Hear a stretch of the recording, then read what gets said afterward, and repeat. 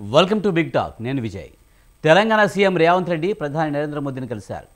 Telangana rising global సమ్మిట్కు హాజరు కావాలని కోరారు. అలాగే రాష్ట్ర అభివృద్ధికి సహకరించాలని విజ్ఞప్తి చేశారు. అయితే నిన్న డీసీసీ అధ్యక్షుల మీటింగ్ సందర్భంగా రేవంత్ కీలక వ్యాఖ్యలు చేశారు. ఫ్యూచర్ సిటీకి నిధులు ఇవ్వాలని అడుగుతామని, నిధులు మంజూరు చేయని పక్షంలో బీజేపీని బొంద పెడతామని అన్నారు. ఇదే అంశంపై వాటి బిగ్ టాక్లో చర్చిద్దాం.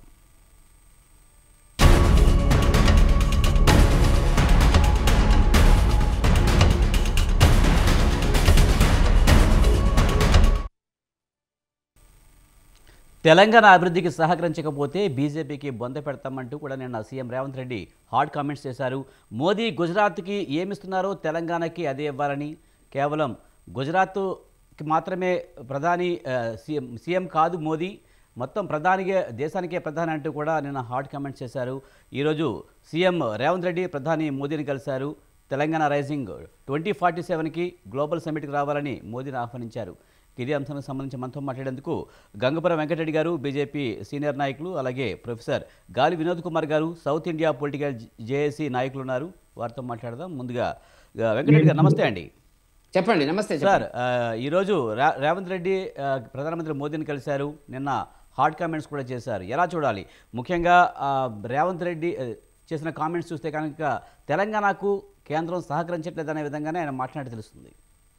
ఇప్పుడు ఒకటి విజయ్ గారు, రేవంత్ రెడ్డి గారి మాటకి ఒక హద్దు పద్దు లేకుండానే మాట్లాడుతుంటాడు ఆయన. ఒకటే కాదు, నిన్న మాట్లాడినటువంటిది బొంద వెడతాం అనేటువంటిది మాట్లాడినాడు, హిందువుల గురించి మాట్లాడినాడు, ఒకటి రెండు పెళ్లిళ్ళు చేసుకున్న దేవుళ్ళ గురించి మాట్లాడినాడు, పెళ్లి కాని దేవుళ్ళ గురించి మాట్లాడినాడు. రకరకాలు ఉంది, నేను చర్చకు పోవడం లేదు, ఇవి కూడా ఉన్నాయి.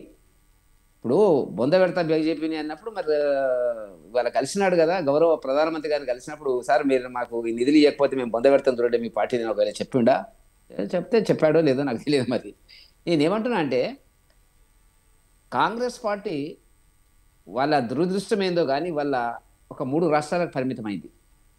వాళ్ళు గుజరాత్ గురించి మాట్లాడతారు, మహారాష్ట్ర గురించి, వాళ్ళు ఎక్కడ గెలవరండి. ఇప్పుడు జాతీయ పార్టీ అనేటువంటిది ఏదైనా ఉన్నట్టయితే ఒక రాష్ట్రంలో అభివృద్ధి జరిగింది, ఆ పార్టీకి నిధులు వచ్చినాయి అని చెప్పి మాట్లాడరు. వాళ్ళు ఏంటంటే తెలంగాణలో మళ్ళీ ఎట్లా గెలవాలా, కర్ణాటకలో ఎట్లా గెలవాలా, హిమాచల్లో గెలవాలా, గెలుస్తారా లేదా ప్రజలు నిర్ణయిస్తారు, వాళ్ళ పాలనకు సంబంధించినటువంటిది. మీరు ఫ్యూచర్ సిటీ అంటున్నారు, ఇక్కడ మూసీ ప్రాజెక్ట్ అంటున్నారు, రకరకాల ప్రాజెక్టులు ఉంటాయి. ఇప్పుడు ఏదైనా దేశంలో రాష్ట్రం ఒక అభివృద్ధి పద్ధతిలో వెళ్ళేటువంటి ప్రణాళికలు రూపొందించుకున్నప్పుడు చేసుకోవడం తప్పలేదు. కొత్త ప్రణాళికలు, కొత్త అభివృద్ధి పథకాలు రకరకాలుగా ఉంటాయి.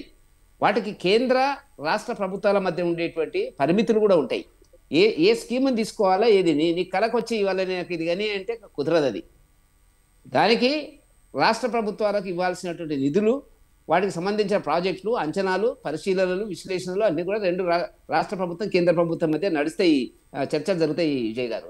ఆ కోణంలో వచ్చినప్పుడు ఏ స్కీమ్ కైనా ఇవ్వడం జరుగుతున్నట్టు. ఇప్పుడు రైల్వే ప్రాజెక్ట్ ఈ ఊరు నుంచి ఇంకో ఊరికి రైలు ఇవ్వండి, ఇక్కడ ఉండేటువంటి ప్రాజెక్టుకు నిధులు ఇవ్వండి, రోడ్లకు మాకు నిధులు ఇవ్వండి అనేటువంటి మాట వేరైతుంది. కానీ ఒక కొత్త ప్రాజెక్టు తీసుకొచ్చినప్పుడు నీకు కళలో ఉండేటువంటి ఒక ప్రాజెక్టు తీసుకొచ్చి దాన్ని అమలు చేయడానికి మాకు నిధులు ఇవ్వాలి, ఇవ్వకపోతే బొంద పెడతాము, మీరు గుజరాత్కి ఇచ్చినారు ఎక్కడ ఇచ్చినారు, అట్లా కాదు కదా. గుజరాత్కి ఎవరు ఇచ్చినారు ఎవరు ఇవ్వలేదని గుజరాత్ ఆలాపసరంగా మోదీ కాలం లోపల అభివృద్ధి అయినటువంటిది కాదు. దానికి చారిత్రక ఘట్టాలు ఉన్నాయి. మోదీ గారు అధిక కాలం అక్కడ పనిచేయడం జరిగింది ముఖ్యమంత్రిగా, అక్కడ ఉండేటువంటి పరిస్థితి వేరు.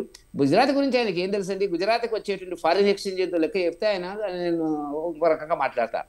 దేశంలో అమెరికా నుంచి వచ్చేటువంటి విదేశీ మారక ద్రవ్యం కానీ, కెనడా నుంచి వచ్చేది కానీ, లేకపోతే ఇంగ్లాండ్ నుంచి వచ్చేటువంటి డబ్బులు అనేటువంటి దాంట్లో అత్యధిక భాగము గుజరాత్ ప్రాంతానికి సంబంధించింది అనేటువంటి పెట్టుబడులు ఉన్నాయి తెలుసుకోవాలా. సరే, ఏదైతేనేమి బొంద పెడతా ఏం మాట్లాడండి, బొంద పెడతానని ఒక ముఖ్యమంత్రి గారు మాట్లాడే భాషనే అది బొంద పెడతాం బీజేపీని బొంద పెడతారు కాదు.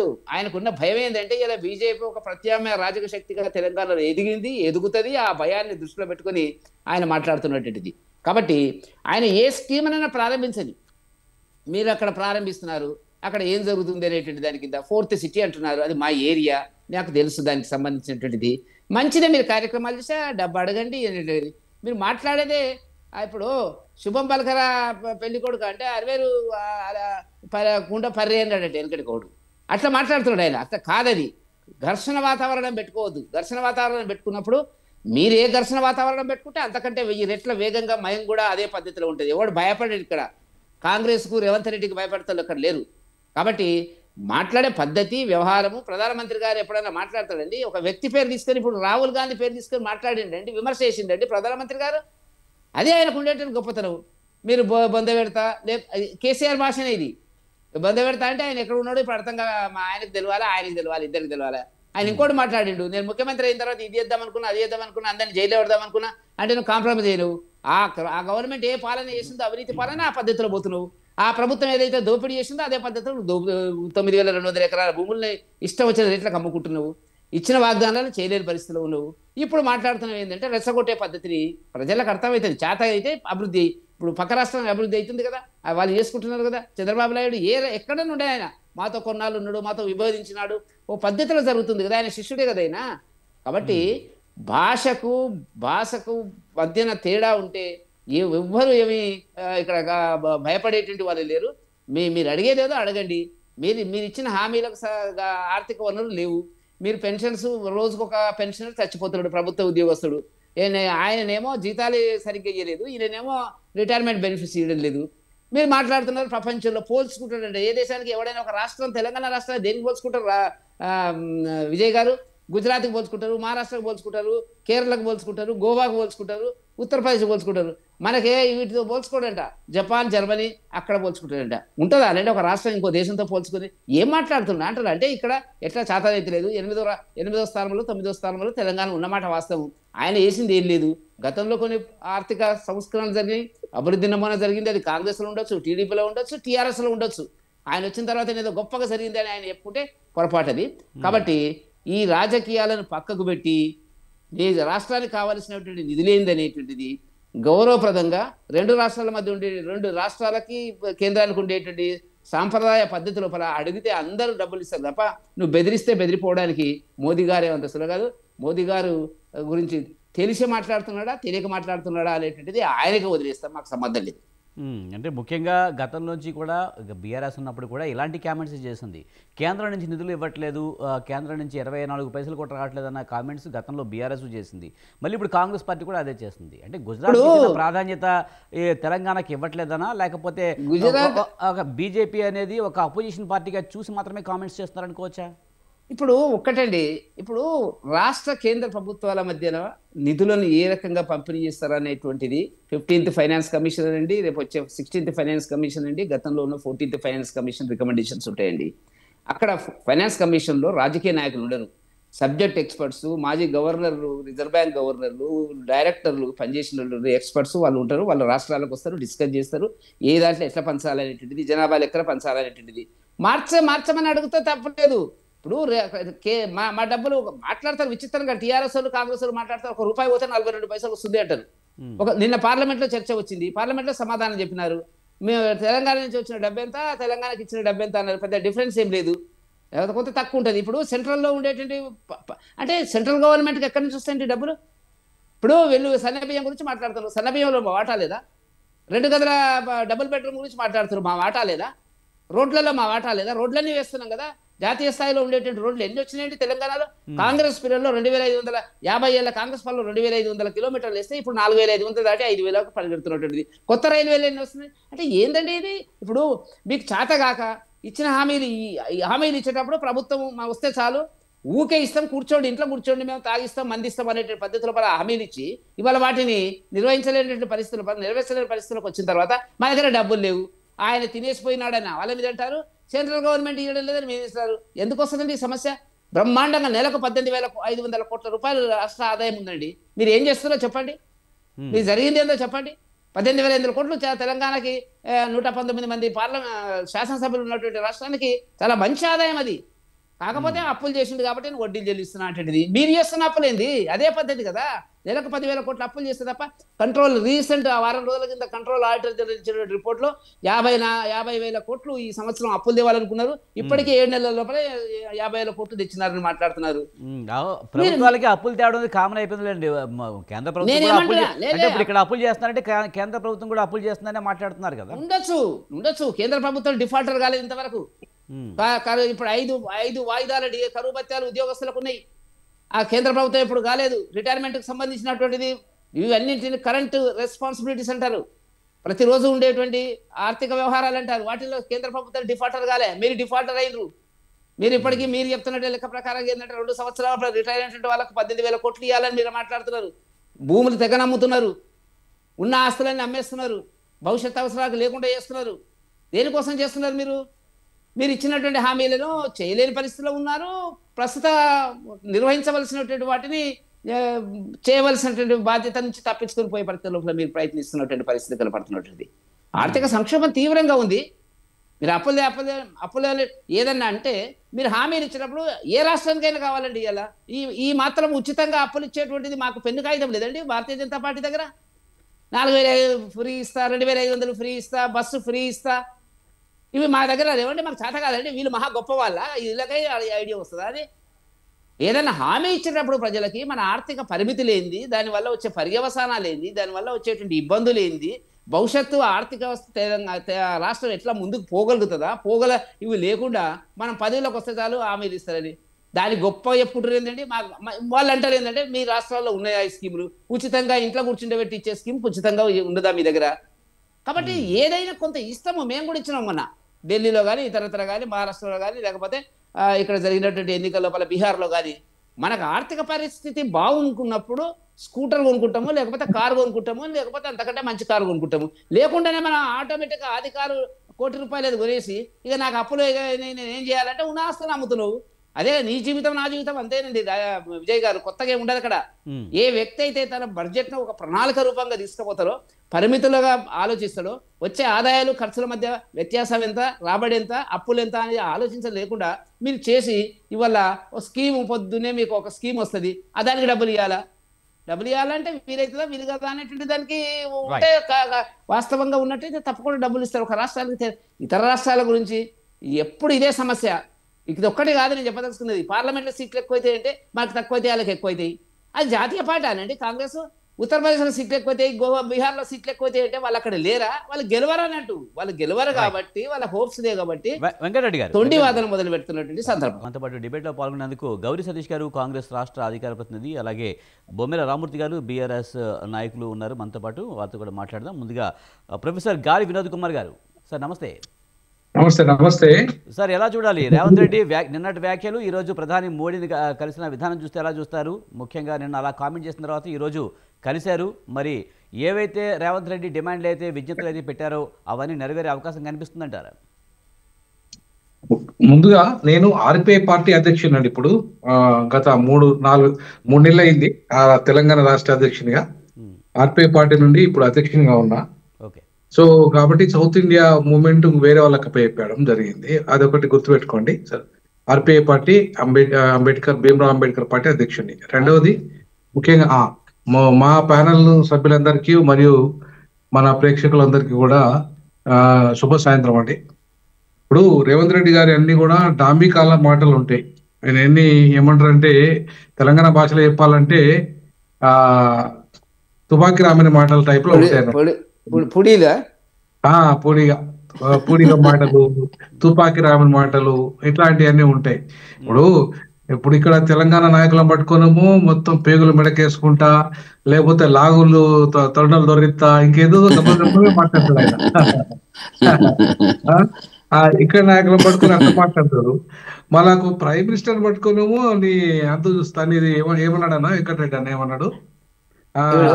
ఆయన ప్రధానమంత్రిని ఏమీ అనలేదండి. గుజరాత్ సీఎం గానే వ్యవహరిస్తుంది అనుకుంటున్నారేమో, కాదు దేశానికి కూడా ప్రధానమంత్రి అనే మాట మాట్లాడారు. అలాగే తెలంగాణకి నిధులు ఇవ్వకపోతే ఇక్కడ తెలంగాణ బీజేపీని నేలమట్టం చేస్తామని చెప్పారు. తెలంగాణ బీజేపీ నేలమట్టం చేస్తాడు. ఆ బీజేపీ కలుతాడు ఎవరికి కనుక. ఇప్పుడు రేవంత్ రెడ్డి ఎట్లా ఉంటుందంటే, ఇప్పుడు ఆయన రెండవసారి ముఖ్యమంత్రి కావాలంటే కాంగ్రెస్ వల్ల కాడు, ఏ అవకాశమే లేదు. కాబట్టి ఆయన ఇప్పుడు మళ్ళా పోతే బీజేపీ నుండి కావాలి తప్ప కాంగ్రెస్ నుండి అయ్యే అవకాశం లేదు. కాబట్టి ఆయన పెట్టే కార్యక్రమం పెట్టాడు బయటకు అంటుండేమో కానీ లోపల మాత్రం చెప్పేది వేరే ఉంటుంది. అది రేవంత్ రెడ్డి మాటలు ఎట్లా నమ్మాలి చెప్పండి? రేవంత్ రెడ్డి గారికి భాష అనేది ఆయనకు చాలా, అంటే నేను అనుకోవడం థర్డ్ క్లాస్ భాష ఆయనది. రైట్. సరే, భాష విషయంలో చాలా సందర్భాల్లో అటు బీఆర్ఎస్ కేసీఆర్ మీద వచ్చింది, కేటీఆర్ని అన్నారు, ఇప్పుడు రేవంత్ రెడ్డి అంటున్నారు. కానీ ఇప్పుడు మన ప్రధానమైన పాయింట్ ఏంటంటే కేంద్రం రాష్ట్రానికి సహకరిస్తుందా లేదా? రేవంత్ రెడ్డి చెప్పే ఎందుకు మాటలో నిజం ఉందా సహకరించదండి? లేదా? ఎందుకు సహకరించదు? రోడ్లకే ఇప్పటికి రోడ్ల కోసం అని దాదాపు 1,25,000 కోట్ల రూపాయలు తెలంగాణకు ప్రత్యేకంగా నిధులు కేటాయించింది. ఉమ్, ఆ తెలంగాణకు నిధులు కేటాయింపులో ఎక్కడ కూడా అలసత్వం చేస్తున్నట్టుగా నేనైతే అనుకోవడం లేదు. ఎందుకంటే కాగ్ రిపోర్ట్ ఒకసారి చూస్తే తెలుస్తుంది మనకు. కాగ్ రిపోర్టే సాక్ష్యం దానికి. కాగ్ రిపోర్టు ఇచ్చిన నిధులు ఎంత, కేంద్రం ఇచ్చిన నిధులు ఎంత, రాష్ట్రం ఇచ్చిన నిధులు ఎంత, ఎంత దుర్వినియోగమైనవి, ఎంత సఫలీకృతమైనవి అనేది కాగ్ రిపోర్ట్ ఇస్తుంది. సో దాంట్లో మనం చూసుకుంటే ఇప్పుడు తెలంగాణను సౌదీ ప్రేమను చూపించినట్టుగా మనకైతే ఏం కనబడతలేదు అక్కడ. ముఖ్యంగా నీకు అంతగా ఒకవేళ అట్లనే అనుకుంటే ఇవాళ Revanth Reddy Telangana shining document prepare చేసేటోడే కాదు. తెలంగాణ షైనింగ్ 1947 అనే డాక్యుమెంట్ ఏదైతే ఉందో అది ప్రిపేర్ చేయాలంటే 100% కేంద్రం నిధులు ఇవ్వక తప్పది పరిస్థితి. ఇవాళ నువ్వు బాండ్లను అన్నింటినీ కూడా కుదబెడుతున్నావు. ఇవాళ బాండ్లను నువ్వు ఎంత డాంబికాలంటే అసలు అమలు కాని హామీలన్నీ కూడా ఇచ్చి, ఉచిత హామీలన్నీ, పనికిరాని హామీలన్నీ ఇచ్చి, బస్సు అసలు ఫ్రీ బస్సు అనేది అవసరమా అండి? తెలంగాణలో అవసరమా స్కీమ్ అది? ఆ స్కీమ్ తోని ఉపయోగపడి మహిళలు కోటీశ్వర్లు అయింది ఏమున్నది చరిత్ర? ఇప్పుడు మహిళలను కోటీశ్వర్లు చేయడానికి తెలంగాణ ఫ్రీ బస్కి ఏమైనా సంబంధం ఉందా? సో కాబట్టి ఇట్లాంటి పథకాలు, పనికిరాని పథకాలు కూడా రేవంత్ రెడ్డి గారు ఎన్నైనా చెప్పుకోవచ్చు కాక. నేనేమంటున్నానంటే ఇప్పుడు మహిళలు కోటీశ్వర్లు కావాలంటే ఖచ్చితంగా మహిళలకి సంబంధించిన వాళ్ళ కుటుంబము పోషణకు సంబంధించి ఫస్ట్ వాళ్ళ కుటుంబ పోషణకు సంబంధించిన ఆదాయం రావాలి. తర్వాత ఈ కుటుంబంతో పాటు ఈ రాష్ట్రంలో రాష్ట్ర అభివృద్ధిలో భాగంగా మహిళలు వాళ్ళ కుటీర పరిశ్రమలు కానీ చిన్న తరహా పరిశ్రమలు కానీ పెట్టుకునే అవకాశం రావాలి. మూడోది మహిళలు వాళ్ళ యొక్క వర్క్ ఫోర్స్ ను పెంచాలండి. ఇవాళ అమెరికా బాగుపడడానికి కారణము, సింగపూర్ బాగుపడడానికి కారణము, మిగతా దేశాలు బాగుపడడానికి కారణం కూడా అదే. వాళ్ళు వినోద్ కుమార్ గారు, ఇప్పుడు రేవంత్ రెడ్డి కేంద్రం తెలంగాణకి పెద్దగా సహకరించట్లేదన్న మాట నిన్న మాట్లాడడం జరిగింది. దీంతో హార్డ్ కామెంట్స్ కూడా చేశారు. కానీ ఒక్క కాంగ్రెసే కాదు కదా, గతంలో బీఆర్ఎస్ కూడా ఇలాంటి కామెంట్సే చేసింది. మరి అప్పుడు కూడా సహకరించలేదు అనుకోవాలా, లేకపోతే రాజకీయ ప్రయోజనాల కోసమే ఒకరిపై ఒకళ్ళు విమర్శలు చేసుకుంటారనుకోవచ్చా? ఇవి రాజకీయ ప్రయోజనాల కోసమే చేస్తున్నారండి. ఇదంతా కూడా ఏంటంటే ఎప్పుడైనా ఏ ప్రభుత్వం కేంద్రంలో ఉన్నా రాష్ట్రంలో ఉన్నా అస్సలు నిధులు ఇవ్వకుండా ఉండే అవకాశమే లేదు. ఎందుకంటే భారత రాజ్యాంగంలో చాలా స్పష్టంగా ప్రధానమంత్రికి ఉండే ఆయనకు ఉండే హక్కులు ఆయనకుండే విధులు ఆయనకుంటాయి. అలాగే ఒక ముఖ్యమంత్రికి ఉండే హక్కులు ఉంటాయి, విధులు ఉంటాయి. ఒక రాష్ట్రం అంటే రాష్ట్రాల కలయికనే దేశం అండి. దేశము సపరేట్ కాదు, రాష్ట్రం సపరేట్ కాదు. అసలు ఇవ్వకపోవడం అనేది ఉండదు, కరెక్టే. ఖచ్చితంగా ప్రతి రాష్ట్రానికి నిధులు ఇవ్వాల్సిందే. కానీ అనుకున్నంత స్థాయిలో ఇవ్వట్లేదు, ఇచ్చే నిధులు కూడా లేట్గా ఇస్తున్నారు, తక్కువ ఇస్తున్నారనే విమర్శ చేస్తున్నారు. కాదండి, గుజరాత్ నుండి వచ్చిన రాష్ట్ర ప్రధానమంత్రి ఇచ్చుకోడా ఆయన? ఇప్పుడు నువ్వు పోయి కొడంగల్కి ఎందుకు ఇచ్చుకుంటావు? కొడంగల్కి ఎందుకు ఇచ్చుకుంటాను? కొడంగల్కు నువ్వు ఇయ్యని హామీలు లేవు. కొడంగల్కు మరి ఎట్లిస్తాను? నువ్వు ఒక ఎమ్మెల్యేవా? నువ్వు ఎమ్మెల్యేవా? నువ్వు ఒక ముఖ్యమంత్రి? గజ్వేల్, సిరిసిల్ల, సిద్దిపేట గత ప్రభుత్వం ఇచ్చుకోలేదా? అట్లనే కొడంగల్కి నువ్వు ఈయన ఇచ్చుకుంటలేడా? ఆయన కొడంగల్కి ముఖ్యమంత్రి ఏమన్నా కాదు కదా. మరి కొడంగల్ డెవలప్మెంట్ కు రేపు భవిష్యత్తులో ఎన్నిక కావాలి. మీరు చెప్పినట్టు ఎంతో కొంత పుట్టిన ప్రదేశాల్లోనో, లేకపోతే తమ నియోజకవర్గాలనో, లేకపోతే ఆ ప్రాంతాలకు, లేకపోతే ఆ నియోజకవర్గాలకు కొంత చేసుకోవచ్చు. కానీ మిగతా నియోజకవర్గాలను కూడా అదే స్థాయిలో చూడాలి కదా. వ్యత్యాసం చాలా ఎక్కువగా ఉంటుంది. ఇప్పుడు మేమంటుంది కూడా అదే. ఇప్పుడు నేను అంటున్నది కూడా అదే. ఎప్పుడు నువ్వు కొడంగల్ అభివృద్ధి చేసుకుంటున్నావు, మిగతా కాన్స్టిట్యున్సీలో డబ్బులు ఇస్తలేవా? ఇస్తున్నావు కదా. అట్లనే ప్రధానమంత్రి కూడా అంతే అండి. తన ప్రాంతంలో, తన పుట్టిన రాష్ట్రానికి, తన ప్రాంతానికి అంత కొంత నిధులు ఇచ్చుకుంటాడు. తప్పేం కాదు అది. ఎవరైనా ఇచ్చుకుంటారు. ఎందుకంటే ఆ రాష్ట్రం నుండి ప్రాతినిధ్యం ఇస్తున్న ప్రధానమంత్రి ఆ రాష్ట్రం డెవలప్ చేయకపోతే ఆయనను రేపు బ్లేమ్ చేయదా? ఆ రాష్ట్ర ప్రజలు బ్లేమ్ చేయరా? ఈ రాష్ట్రం నుండి ఎన్నిసార్లు ముఖ్యమంత్రి, 3 సార్లు 4 సార్లు ముఖ్యమంత్రి అయినావు, తర్వాత ఏం చేయలేదు మా ఈ రాష్ట్రానికి ప్రధానమంత్రి అని చెప్పి అడగరా? ఖచ్చితంగా అడుగుతారు. కాబట్టి ఆ రాష్ట్రానికి ఇచ్చే నిధులు ఇవ్వాల్సిందే. గుజరాత్ తో తెలంగాణ పోల్చుకోవద్దని చెప్తున్నారా? పోల్చుకోవద్దు. ఏ రాష్ట్రం పోల్చుకోవద్దు. ఎందుకు పోల్చుకోవద్దు అంటున్నానంటే, ఆయా రాష్ట్రాల్లో ఇప్పుడు మీరు ఇంతకుముందు వెంకటరెడ్డి అని ఒక మాట అన్నాడు. గుజరాత్ పర్ క్యాపిటల్ ఇన్కమ్ ఎంత అండి? ఎందుకు వచ్చింది ఆ పర్ క్యాపిటల్ ఇన్కమ్ చెప్పండి. గుజరాత్ లో 25% అమెరికా పెట్టుబడిలో గుజరాత్ పెట్టుబడి ఉంది. 25% అమెరికన్ ఎకనామీ గుజరాత్ వాళ్ళు పెట్టుబడి పెడుతున్నారు. తెలంగాణ వాళ్ళు పెడుతున్నారా 25%? అలా కాదు వినోద్ కుమార్ గారు, ఒక గుజరాత్ మాత్రమే అభివృద్ధి చెంది సరిపోతుందా? మిగతా రాష్ట్రాలు అన్ని అభివృద్ధి చెందితేనే ఇండియా అనేది అభివృద్ధి చెందుతుందా? విదేశీ మారకం అనేది గుజరాత్ రాష్ట్రానికి వస్తున్నంతగా దేశంలో ఏ రాష్ట్రానికి రావడం లేదు. కారణం ఏంటంటే గుజరాతీల పెట్టుబడి అక్కడ ఎక్కువ ఉంది విదేశాలలో.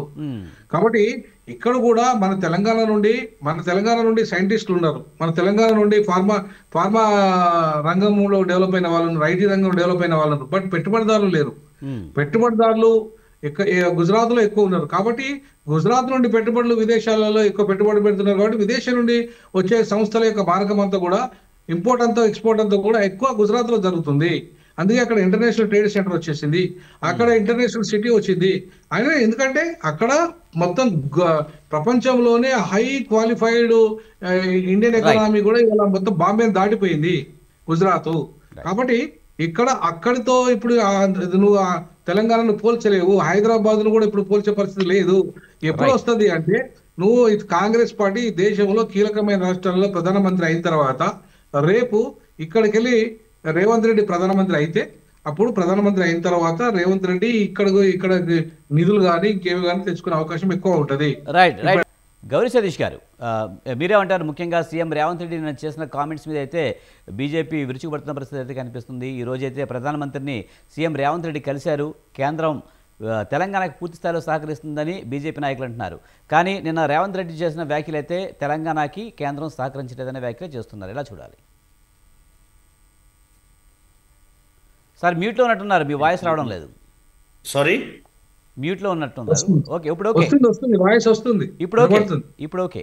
ముందుగా చర్చలో పాల్గొంటున్నటువంటి భారతీయ జనతా పార్టీ నాయకులు వెంకటరెడ్డి గారికి, ప్రొఫెసర్ వినోద్ గారికి, అదే రకంగా బీఆర్ఎస్ పార్టీ నాయకులు రామ్మూర్తి గారికి, మీకు అందరు కూడా సాయంకాలం నమస్కారం తెలియజేస్తూ, మా వినోద్ సార్ మాట్లాడితే నాకు బాధేసింది వ్యక్తిగతంగా. ఎందుకంటే తెలంగాణ ఉద్యమంలో ఓ సామాజిక తెలంగాణ ఉద్యమం ఏర్పడాలి, ఉద్యమం ఏర్పడిన తర్వాత ఒక పురుటిబిడ్డ లాంటి తెలంగాణ రాష్ట్రం ఏర్పడితే దీనికి అన్ని రకాలుగా కేంద్ర ప్రభుత్వం ఎవరు అధికారంలో ఉన్నా ఆదుకోవాలి, అన్ని విధాలుగా తెలంగాణ రాష్ట్రం అభివృద్ధి చెందాలి అని చెప్పి తెలంగాణ ఉద్యమంలో పాల్గొన్నటువంటి అందరూ కూడా ఆకాంక్షించారు.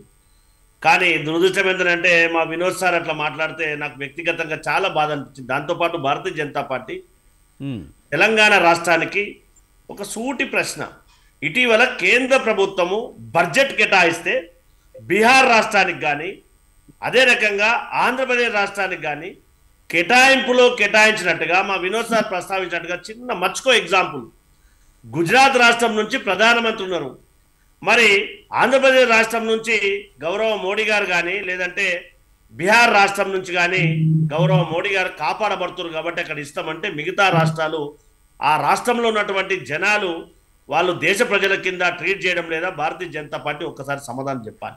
దాంతోపాటుగా ఎస్, కేంద్ర ప్రభుత్వం తెలంగాణ రాష్ట్రానికి ఇస్తుంది అని అంటే ఏదైతే బైఫర్కేషన్ యాక్ట్లో ఉన్నటువంటి సంస్థలను ఏవైతుందో కేటాయించడం ఎందుకు జరగడం లేదో ఒక్కసారి సమాధానం చెప్పకుండా తప్పించుకోవడం అనేది మంచి పద్ధతి కాదు. దాంతోపాటుగా ఏదైతే రాజకీయం కంటే రాష్ట్రాభివృద్ధి ముఖ్యమని చెప్పి గత ప్రభుత్వం ఎవరైతే మాజీ ముఖ్యమంత్రిగా ఉన్నటువంటి కేసీఆర్ గారు ఎస్ కలవలేదు, కనీసం స్వాగతం పలకలేదు, ప్రోటోకాల్ పాటించలేదని చెప్పి గగ్గోలు పెట్టినటువంటి భారతీయ జనతా పార్టీ ఇప్పుడు రాజకీయాలు కాదు రాష్ట్రాభివృద్ధి కావాలని చెప్పి స్వయంగా మంత్రులు, ముఖ్యమంత్రి అందరు కూడా స్వయంగా హోమ్ మినిస్టర్ గారిని, ప్రధానమంత్రి గారిని స్వయంగా అప్పీల్ చేస్తే హైదరాబాదు పెరుగుతున్నటువంటి మహాభాగ్యనగరం, దీనికి మెట్రో ఎక్స్టెన్షన్ ప్రాజెక్ట్ కావాలి, దీనికి నిధులు కేటాయించని చెప్పి తెలంగాణ రాష్ట్ర ప్రభుత్వం అప్పీల్ చేస్తే ఎందుకు నిధులు కేటాయించట్లేదో ఒక్కసారి భారతీయ జనతా పార్టీది వివక్షణ కాదా? దాంతోపాటుగా జిఎస్టీ రూపంలో ఆయా రాష్ట్రాల నుంచి నిధులు కలెక్ట్ చేసినప్పుడు ఏదైతే సమైక్య స్ఫూర్తితోటి నిధులు వస్తున్నప్పుడు మరి ఆ రాష్ట్రాల్లో ఉన్నటువంటి జనాభా ప్రాతిపదికంగా నిధులు కేటాయించవలసినటువంటి కేంద్ర ప్రభుత్వము ఎందుకు కేటాయిస్తలేదో భారతీయ జనతా పార్టీ సమాధానం చెప్పాలి. దాంతోపాటుగా ఎక్కడైతే తెలంగాణ రాష్ట్రంలో మనం అందరం కూడా ఆలోచించినాం, కేంద్ర ప్రభుత్వ విద్యా సంస్థలు వస్తే దినదినాభివృద్ధి చెందుతున్నటువంటి హైదరాబాద్కు ప్రపంచ ప్రఖ్యాతి చెందినటువంటి నగరంగా అభివృద్ధి చెందుతున్నటువంటి భాగంగా కేంద్ర ప్రభుత్వ విద్యా సంస్థలు వస్తే ఇక్కడ కూడా అన్ని ప్రమాణాలతో ఉన్నటువంటి విద్యా సంస్థను ఏర్పాటు చేయడానికి అవకాశం కల్పించాలని చెప్పి అప్పీల్ చేసినాం. అయినా కనికరించరు.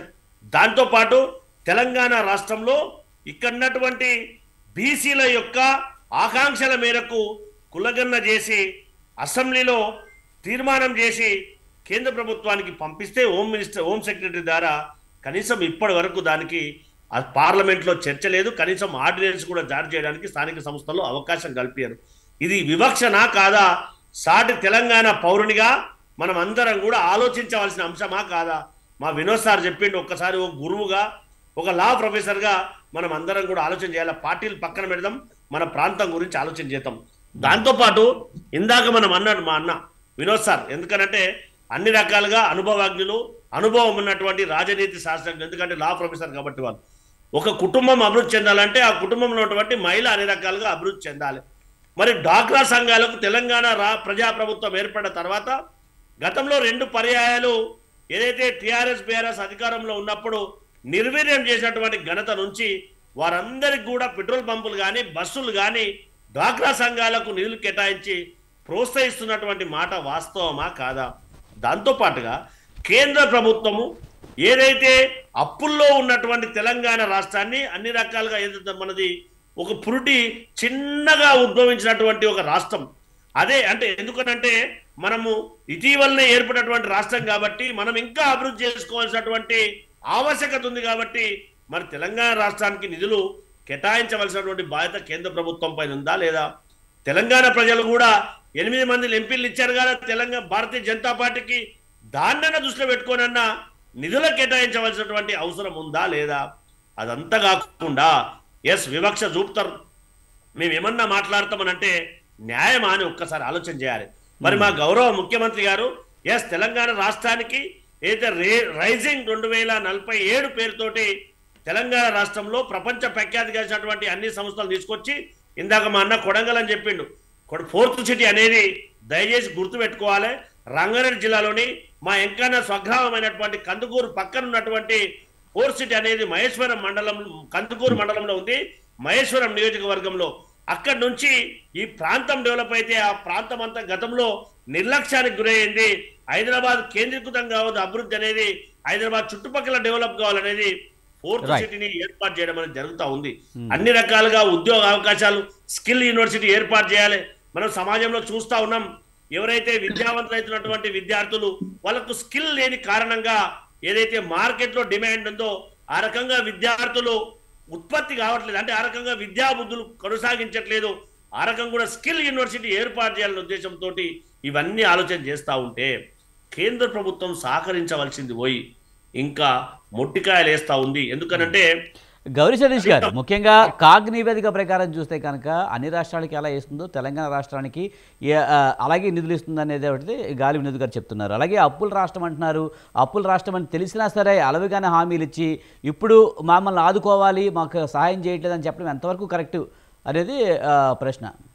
మేము ఏమంటామంటే అలివి కానీ హామీలు మేము ఇయ్యలేము. మనం సాధ్యమైనందుకు సంపద పెంచి సంపద సృష్టించి పంచడమే ప్రజాప్రభుత్వం యొక్క ఉద్దేశం. అందులో భాగంగానే గత ప్రభుత్వం ఏదైతే వృధా ఖర్చులు పెట్టిందో, ఏదైతే అనవసర ప్రాజెక్టుల పేరుతోటి డబ్బులు దండుకున్నటువంటి పరిస్థితి ఉందో దాన్ని ఒకటొక్కటిగా అవినీతినంతా వెలికి తీసి ఖచ్చితంగా వారిపైన చర్యలు తీసుకోవడానికి ప్రజాప్రభుత్వం ప్రయత్నం చేస్తూ ఉంది. కానీ పెద్దన్నగా ఉన్నటువంటి కేంద్ర ప్రభుత్వం ఆర్థిక సహాయ సహకారాలు అందించవలసినటువంటి బాధ్యత కేంద్ర ప్రభుత్వం పైన ఉంటుందా లేదా మనం అందరం కూడా ఆలోచన చేయాలి. ఎందుకంటే కేంద్ర ప్రభుత్వానికి ప్రజలు కట్టే పన్నుల రూపంలో ప్రజలకు కావలసినటువంటి నిధుల కేటాయింపులో కూడా ప్రభుత్వం బాధ్యతగా వహించి నిధులు కేటాయించాలా లేదా?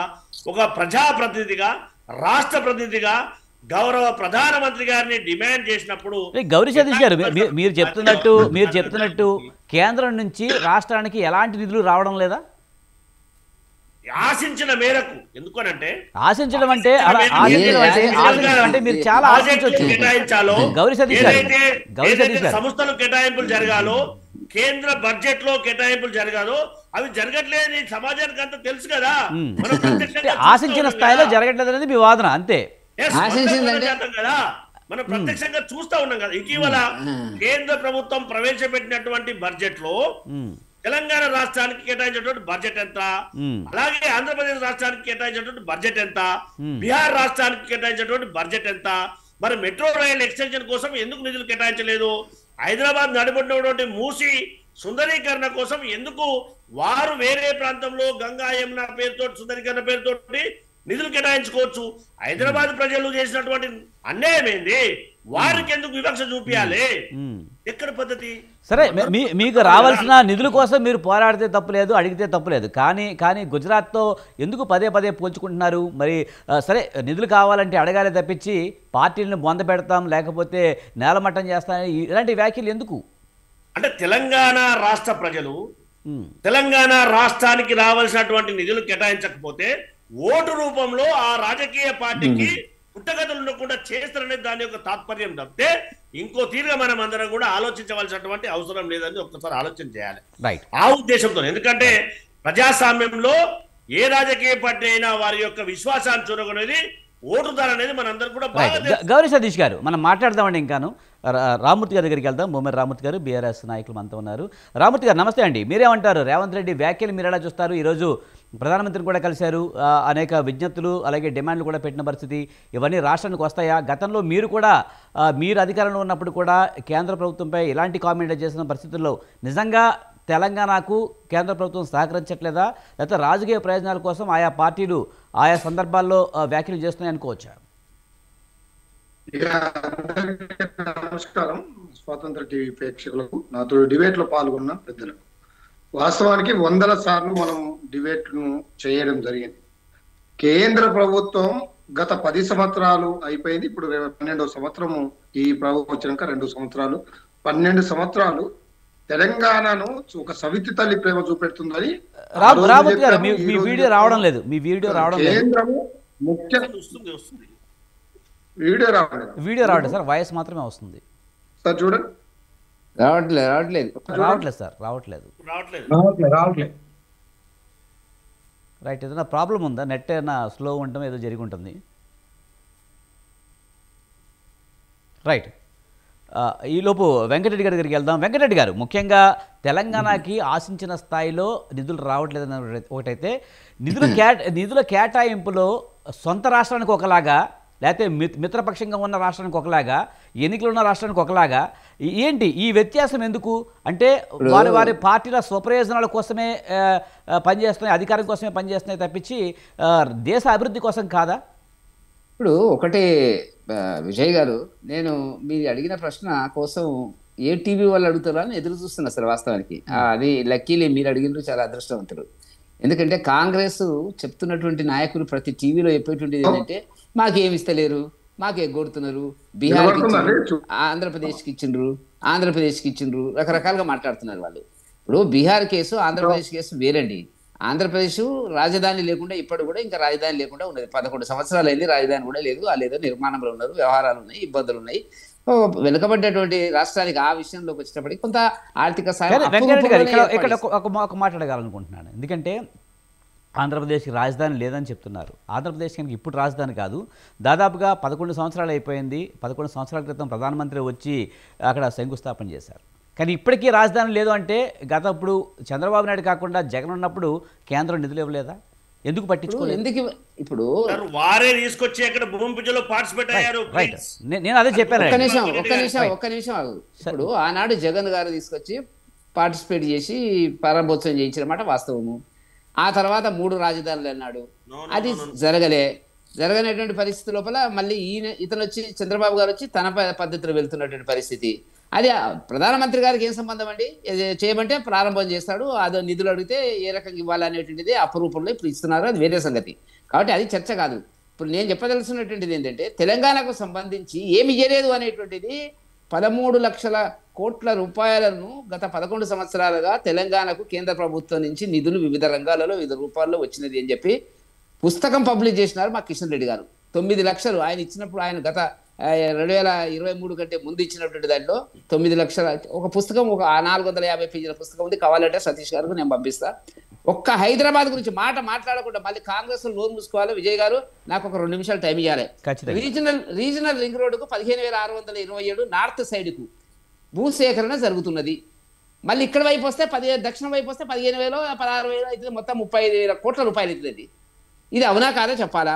ఉప్పల్ ఎలివేటెడ్ కారిడార్కు 627 కోట్లు, అంబర్పేట ఫ్లైఓవర్కు 410 కోట్లు, బిహెచ్ఎల్ ఫ్లైఓవర్కు 136 కోట్లు, ఆరాంఘర్ శంషాబాద్ 6 వరుసల రహదారి సతీష్ గారి ఊరది దానికి 283 కోట్లు, సికింద్రాబాద్ రైల్వే స్టేషన్ ఆధునీకరణకు 719 కోట్లు, Cherlapalli railway station terminal start అయింది 437 కోట్లు, హైదరాబాదు రైల్వే స్టేషన్కు సంబంధించి 327 కోట్లు, మరి మల్కాజ్గిరి, ఉందానగర్, యాదాద్రి, యాకత్పూర్ అన్నిటి కూడా 20 కోట్లు 30 కోట్లు ఇచ్చినటువంటి సందర్భం మనకు కనపడుతున్నటువంటిది.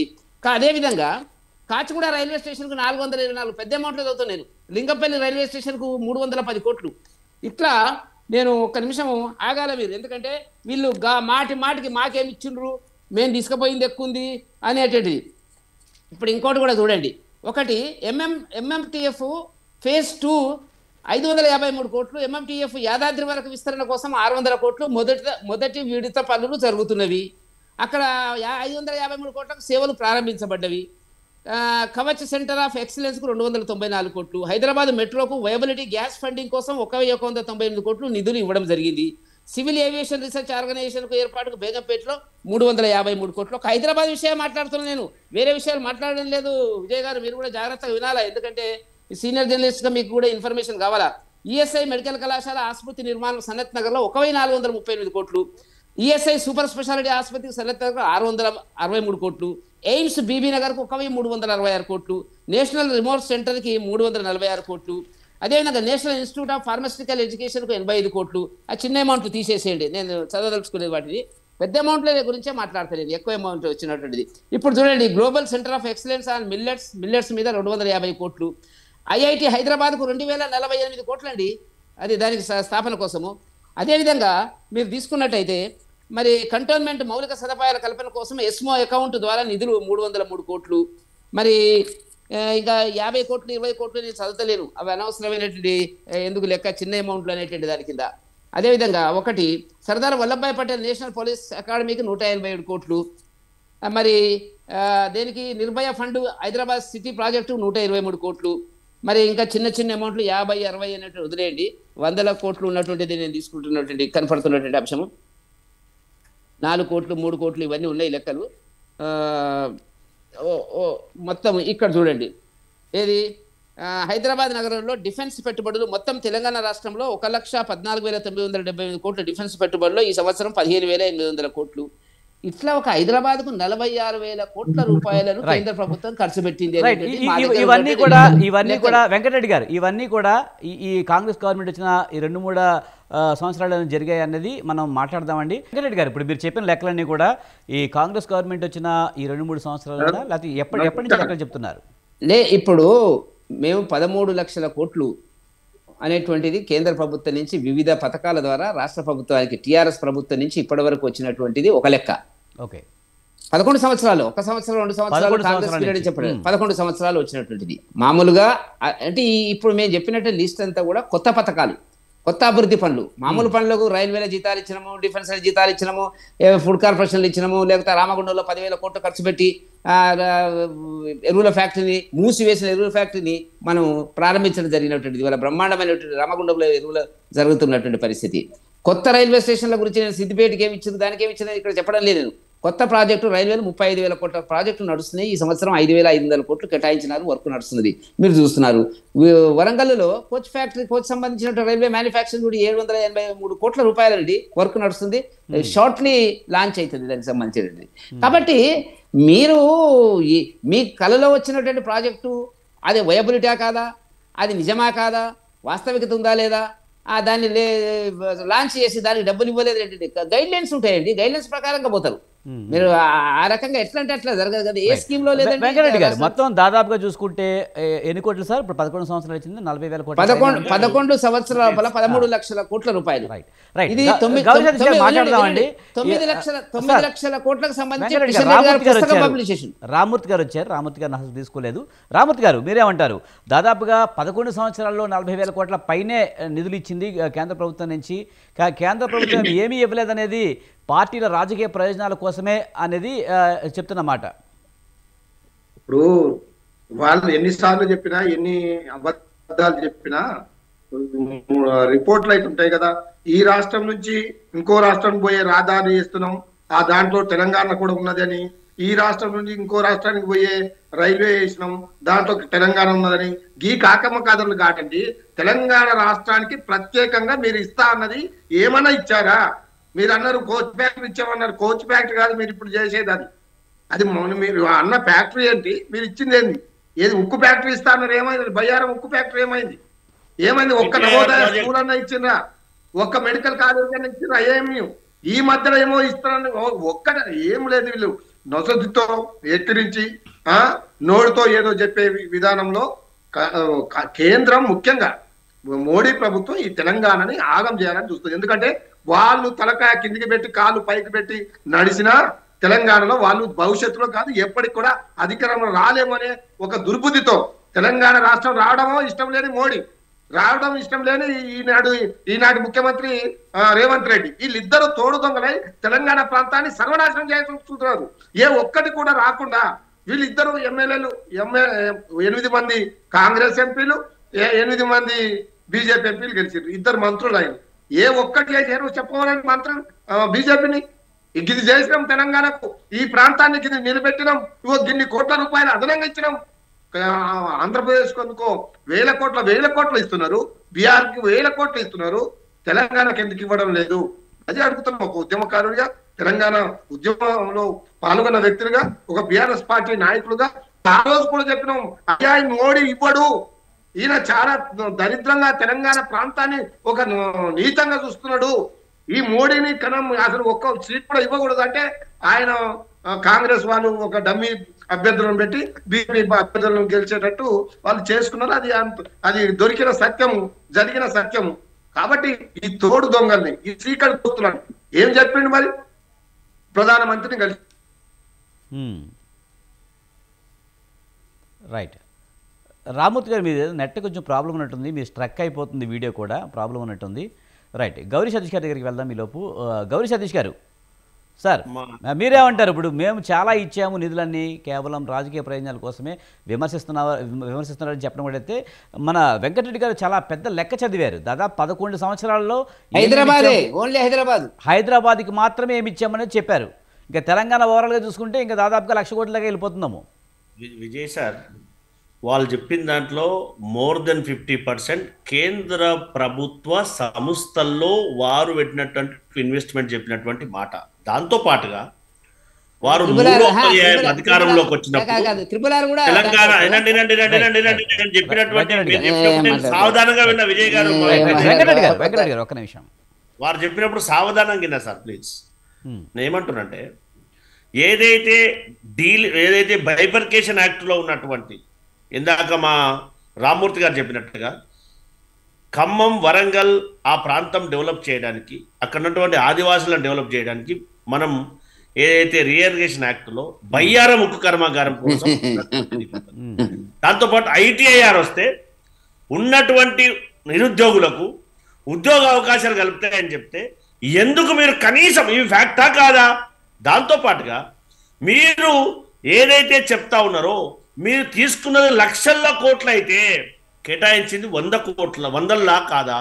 మీరు నిన్న ధర్మపురి సంజయ్ గారు అడిగినటువంటి ప్రశ్న, అరవింద్ గారు అడిగినటువంటి ప్రశ్నకు స్వయంగా మీ ఆర్థిక మంత్రి గారు చెప్పినటువంటి డేటాను దయచేసి మీరు కలెక్ట్ చేసుకోవాలి. ఎందుకనంటే మేము ఎందుకు చెప్తున్నామంటే, మా దగ్గర ఉంది కాబట్టి చెప్తున్నా. ఎన్ని కోట్లు చెప్పు, ఎన్ని కోట్లు చెప్పు, చదువు. ఒక్క విషయం విజయ్ గారు, ఒక్క నిమిషం సతీష్ అన్న ఆగు. మీరు ఇక్కడి నుంచి తెలంగాణ నుంచి వచ్చిన నిధులు కేంద్రానికి ఎంత, కేంద్రం ఇచ్చింది ఎంత, ఆ 2 ఫిగర్లు చదువు నాకు, చదువు పేపర్లో. తెలంగాణ రాష్ట్రం తెలంగాణ మిగతా ఆంధ్రప్రదేశ్ కు, బీహార్ కు ఇచ్చినట్టు తెలంగాణకు ఎందుకు ఇవ్వడం లేదు? అది సమస్య. రామూర్తి గారు నేను ఆల్రెడీ అడిగాను, దానికి ఆయన సమాధానం చెప్పారు. రైట్, రామూర్తి గారు ఒక్క క్షణం అండి.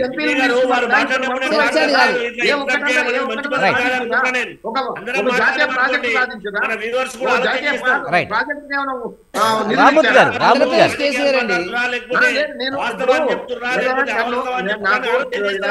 టెక్నికల్ ప్రాబ్లం వల్ల నేను మీ వాయిస్ కూడా సరిగ్గా రావడం లేదు సార్. నేను మాట్లాడలేకపోయినా నేను గంట సేపు వెయిట్ చేశాను. అవును. మీరు నా వాయిస్ తీసుకోవాలి. ఖచ్చితంగా తీసుకుని గౌరీ సతీష్ గారు అయిపోయింది. గౌరీ సతీష్ గారు మీరు తొందరగా కంక్లూడ్ చేయండి. మాట్లాడిపించండి. రైట్. రామూర్తి గారు మాట్లాడమనుకోండి. విజయ్ గారు ఈ వీక్షలు కూడా వినాలి కదా ఏందనేది. అవును. భారతీయ జనతా పార్టీ ముచ్చటగా మూడో పర్యాయం అధికారంలోకి వచ్చిన తర్వాత తెలంగాణ రాష్ట్రం 4వ సార్లు వస్తుందా లేకపోతే 4 సీట్లు వస్తాయనే సమయం నిర్ణయిస్తుంది. ఎందుకంటే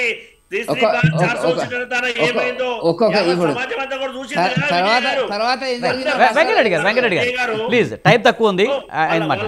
ఎన్ని సీట్లు వస్తాయా ఏమైతుందా ఏందనేది ఓటర్ దేవులు నిర్ణయిస్తారు కదా, ఖచ్చితంగా నిర్ణయిస్తారు కదా. మీరు ఎలక్షన్ల ముందు ఎవరు రెచ్చగొడతారు, ఎవరిని ఓట్లు కొడుతున్నారు, ఏ విధంగా రెచ్చగొడుతున్నారు ఏంటి సమాజం అంతా గ్రహిస్తుంది కదా. అలా కాదు గౌరీ సతీష్ గారు నిన్న రేవంత్ రెడ్డి గారు మాట్లాడిన మాటల్ని ఈరోజు రేవంత్ రెడ్డి గారు ఇంకో మాట కూడా అన్నారు. నిన్న పిసిసి కార్యవర్గ సమావేశంలో అన్న మాటలను వక్రీకరిస్తున్నారు. అక్కడున్న వివిధ రకాల మనుషులు వస్తారు, వివిధ రకాల మనస్తత్వాలు ఉన్న మనుషులు వస్తారు, ఆ ఉద్దేశంతోనే అక్కడ మాట్లాడడం జరిగిందన్నారు. మేము పిసిసి కార్యవర్గంలో మీటింగ్లో ఉన్నాం కాబట్టి ఏదైతే తెలంగాణ రాష్ట్రానికి రావాల్సినటువంటి నిధుల విషయంలో ఖచ్చితంగా భారతీయ జనతా పార్టీ మనల్ని వివక్షకు గురి చేస్తూ ఉంది. ఈ వివక్ష చేయడం ద్వారా తెలంగాణ రాష్ట్రంలో యావత్ సమాజాన్ని అంతా మీరు అవేర్ చేయవలసినటువంటి బాధ్యత మా పైన ఉంది. కాబట్టి మీరు ఖచ్చితంగా గ్రౌండ్లోకి వెళ్ళి భారతీయ జనతా పార్టీ చేస్తున్నటువంటి మోసం ఏదైతే ఉందో దాన్ని ప్రతి తెలంగాణ బిడ్డకు చెప్పాలని చెప్పి ఒక ముఖ్యమంత్రిగా మాకు సూచించారు. గౌరీ సతీష్ గారు మనకి కొంచెం టైం తక్కువ ఉంది. ప్లీజ్ అటు రామూర్తి గారిని వినోద్ కుమార్ గారిని కూడా తీసుకోవాలి. రామూర్తి గారు మీరు చెప్పండి, ఈ నిజంగా కేంద్రం చెప్తున్న లెక్కలు రాష్ట్ర ప్రభుత్వం చెప్తున్న లెక్కల్ని మీరు ఎలా చెప్తారు? అంటే మొదటి నుండి చెప్పామండి, ఇప్పటి నుంచే కదా ఈ 10 సంవత్సరాలు ఆయన వచ్చినా గానీ కేసీఆర్ గారు పోయి కనీసం రిసీవ్ చేసుకోవడానికి కారణం ఏంటంటే తెలంగాణ అంటే ఆయన ఒక చాలా దుర్భంగా వ్యవహరిస్తున్నాడు. తెలంగాణని ఈ రాష్ట్రంలో ఈ దేశంలో తెలంగాణ ఉన్నది అనేటట్టు వ్యవహరిస్తలేదు. తెలంగాణపై సొంతల్ని ప్రేమ చూపెడుతున్నాడు. తెలంగాణ రావడం ఇష్టం లేదు. ఇగో తల్లిని బిడ్డను చంపి తల్లిని బతికించారు అనే ఒక దుర్మార్గమైన ఒక మాటలు మాట్లాడుతున్నాడు. తెలంగాణ ఆత్మగౌరవాన్ని చంపుతున్నాడు అని ఆ రోజు నుండి ఈ రోజు వరకు కూడా అంటే ఇదే కాంగ్రెస్ వాళ్ళు బీజేపీ బీఆర్ఎస్ ఒక్కటని రకరకాల మాటలు మాట్లాడారు. కాబట్టి ఈ రోజు మరి రేవంత్ రెడ్డి గారు రోజు పోతుండే కలుస్తున్నాడు. మరి ఎందుకు నిధులు తేలేకపోతున్నారు? ఎవరిది తప్పు? బీజేపీ వాళ్ళు ఇయ్యలేకపోతున్నారా? మీరు తేలేకపోతున్నారా? మీరిద్దరు ఒక్కటై తెలంగాణ ప్రాంతాన్ని నాశనం చేయాలని చూస్తున్నారా? దీనికి సమాధానం చెప్పాల్సిన బాధ్యత ఇక్కడ ముఖ్యమంత్రిపై ఉన్నది, ఈ రాష్ట్ర మంత్రులు కేంద్ర మంత్రులపై ఉన్నది, మోడీపై ఉన్నది. ఏ ఒక్కటి ఇచ్చారు? జాతీయ ప్రాజెక్ట్ ఇచ్చారా? ఎయిమ్స్ లాంటి ఒక కాలేజీలు ఇచ్చారా? హాస్పిటల్స్ ఇచ్చారా? నవోదయ స్కూల్స్ ఇచ్చారా? ఈ దేశంలో ఎన్ని ఇస్తున్నారు? ఈ రాష్ట్రంలో ఎన్ని ఇచ్చారు? కాబట్టి ఏ పంత్రం చేసుకున్నా 12 సంవత్సరాలుగా తెలంగాణని ఆగం చేసింది బీజేపీ ప్రభుత్వం. కేంద్రం నుండి రావాల్సిన ఏ ఒక్కటి కూడా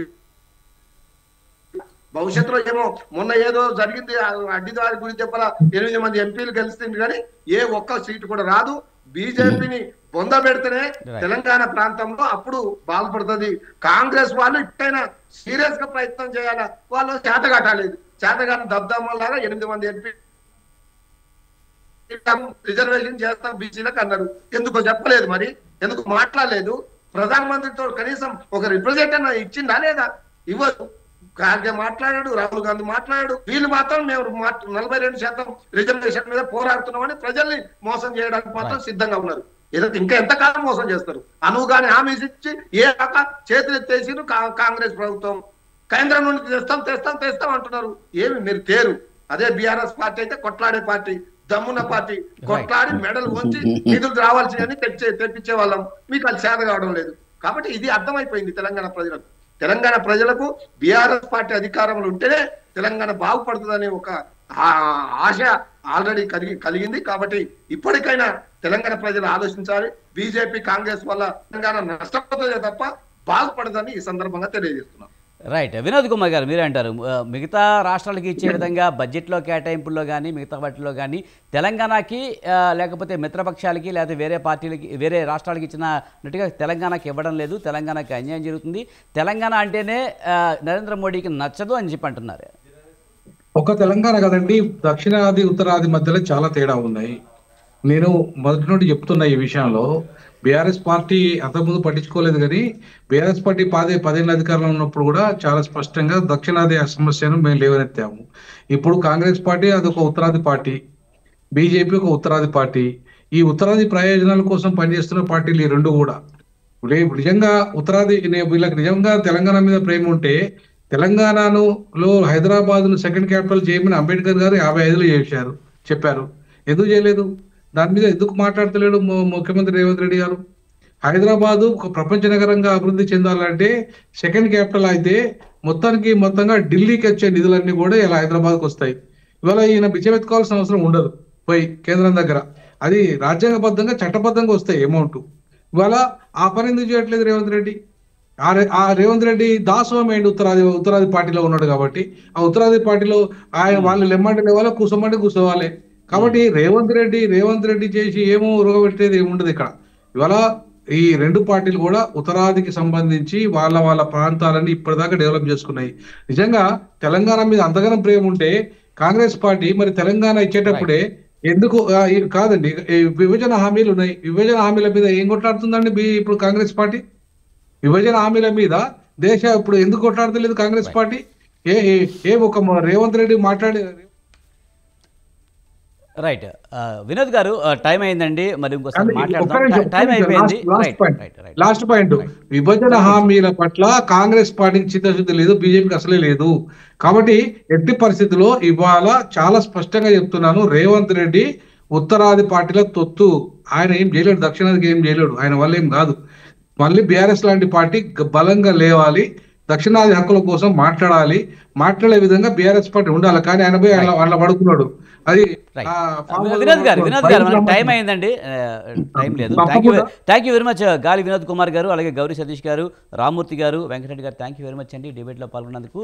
ఇది ఇవాల్టి బిగ్ టాక్. చూస్తూనే ఉండండి స్వతంత్ర.